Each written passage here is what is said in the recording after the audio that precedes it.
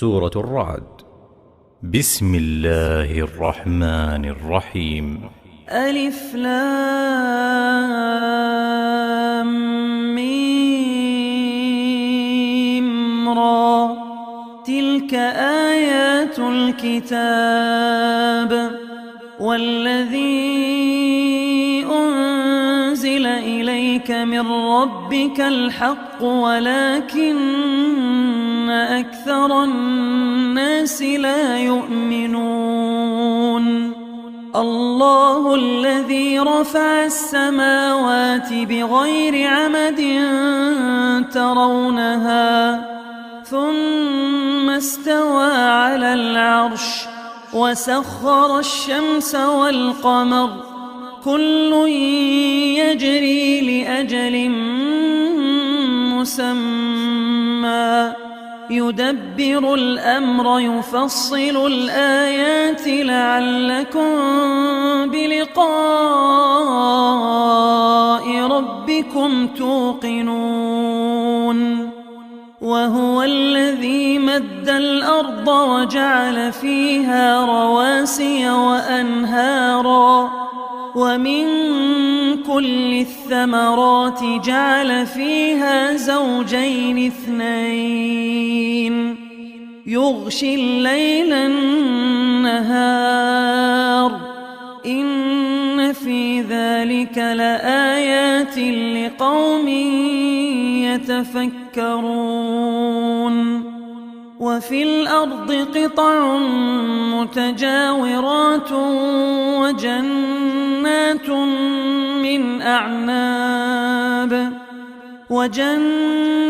من أعناب وزرع ونخيل صنوان وغير صنوان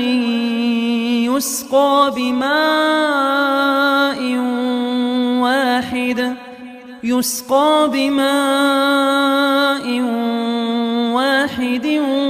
ونفضل بعضها على بعض في الأكل إن في ذلك لآيات لقوم يعقلون. وإن تعجب فعجب قولهم أإذا كنا ترابا أإنا لفي خلق جديد أولئك الذين كفروا بربهم وأولئك الأغلال في أعناقهم وأولئك أصحاب النار هم فيها خالدون. ويستعجلونك بالسيئة قبل الحسنة وقد خلت من قبلهم المثلات وإن ربك لذو مغفرة للناس على ظلمهم وإن ربك لشديد العقاب. ويقول الذين كفروا لولا أنزل عليه آية من ربه إنما أنت منذر ولكل قوم هاد. الله يعلم ما تحمل كل أنثى وما تغيض الأرحام وما تزداد وكل شيء عنده بمقدار. عالم الغيب والشهادة الكبير المتعال سواء منكم من أسر القول ومن جهر به ومن هو مستخف بالليل وسارب بالنهار له معقبات من بين يديه ومن خلفه يحفظونه من أمر الله إن الله لا يغير ما بقوم حتى يغيروا ما بأنفسهم وإذا أراد الله بقوم سوءا فلا مرد له وما لهم من دونه من وال هو الذي يريكم البرق خوفا وطمعا وينشئ السحاب الثقال ويسبح الرعد بحمده والملائكة من خيفته ويرسل الصواعق فيصيب بها من يشاء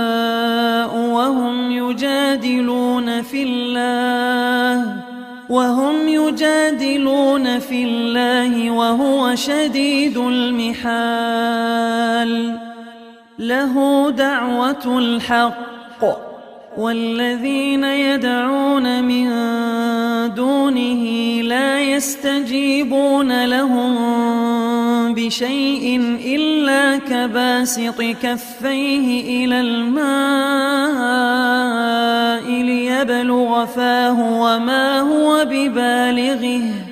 وما دعاء الكافرين إلا في ضلال ولله يسجد من في السماوات والأرض طوعا وكرها وظلالهم بالغدو والآصال قل من رب السماوات والأرض قل الله قل أفاتخذتم من دونه أولياء لا يملكون لأنفسهم نفعا ولا ضرا قل هل يستوي الأعمى والبصير أم هل تستوي الظلمات والنور أم جعلوا لله شركاء خلقوا كخلقه فتشابه الخلق عليهم قل الله خالق كل شيء وهو الواحد القهار أنزل من السماء ماء فسالت أودية بقدرها فاحتمل السيل زبدا رابيا ومما يوقدون عليه في النار ابتغاء حلية أو متاع زبد مثله كذلك يضرب الله الحق والباطل فأما الزبد فيذهب جفاء وأما ما ينفع الناس فيمكث في الأرض كذلك يضرب الله الأمثال للذين استجابوا لربهم الحسنى والذين لم يستجيبوا له لو أن لهم ما في الأرض جميعا ومثله معه لافتدوا به أولئك لهم سوء الحساب ومأواهم جهنم وبئس المهاد أفمن يعلم أنما أنزل إليك من ربك الحق كمن هو أعمى إنما يتذكر أولو الألباب الذين يوفون بعهد الله ولا ينقضون الميثاق والذين يصلون ما أمر الله به أن يوصل ويخشون ربهم ويخافون سوء الحساب والذين صبروا ابتغاء وجه ربهم وأقاموا الصلاة وأنفقوا مما رزقناهم سرا وعلانية ويدرؤون بالحسنة السيئة أولئك لهم عقبى الدار جنات عدن يدخلونها ومن صلح من آبائهم وأزواجهم وذرياتهم والملائكة يدخلون عليهم من كل باب سلام عليكم بما صبرتم فنعم عقبى الدار والذين ينقضون عهد الله من بعد ميثاقه ويقطعون ما أمر الله به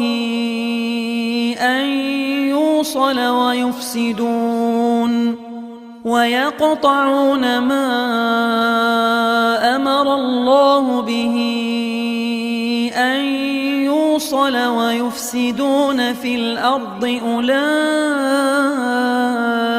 لهم اللعنة ولهم سوء الدار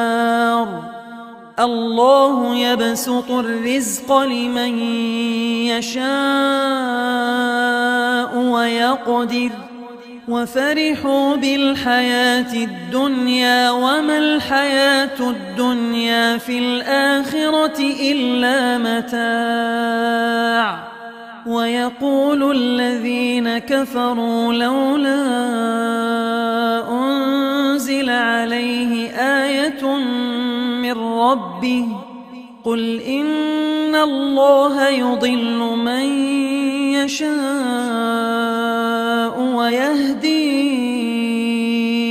إليه من أناب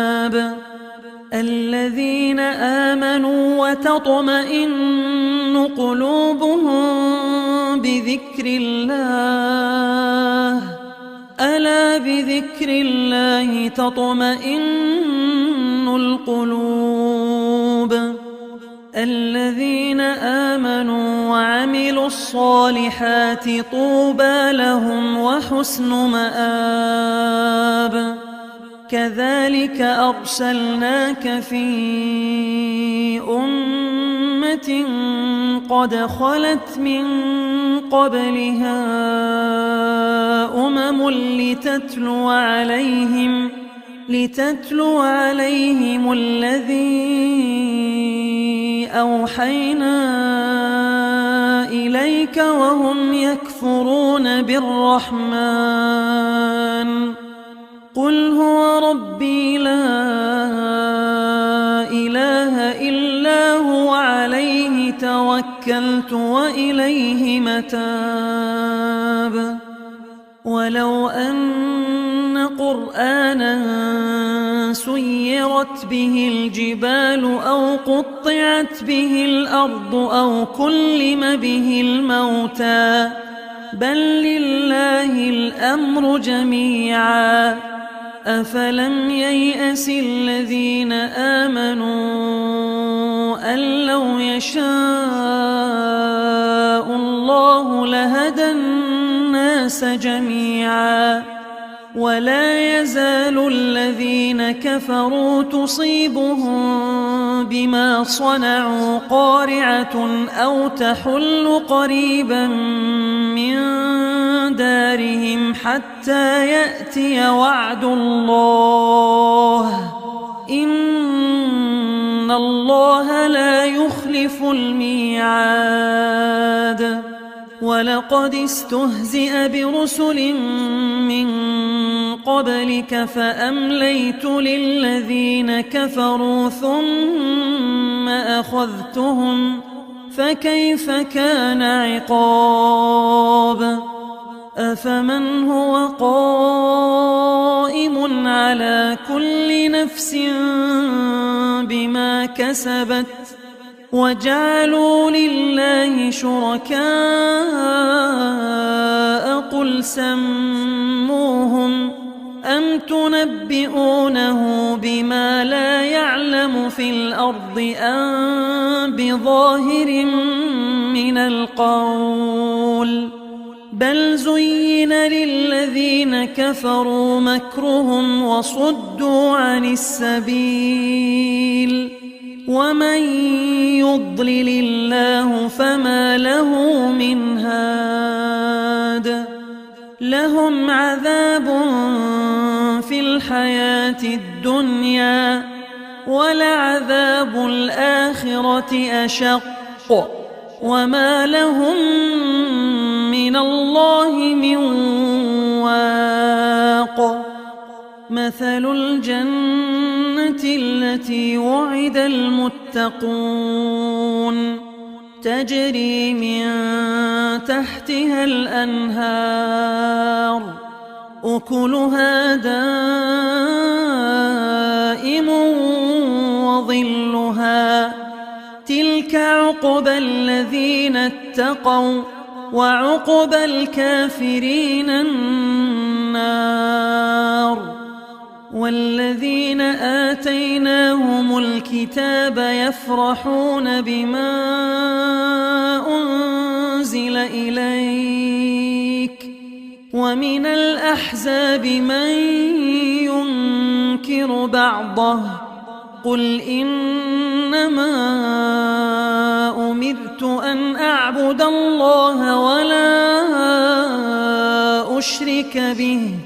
إليه أدعو وإليه مآب. وكذلك أنزلناه حكما عربيا ولئن اتبعت أهواءهم بعدما جاءك من العلم ما لك من الله من ولي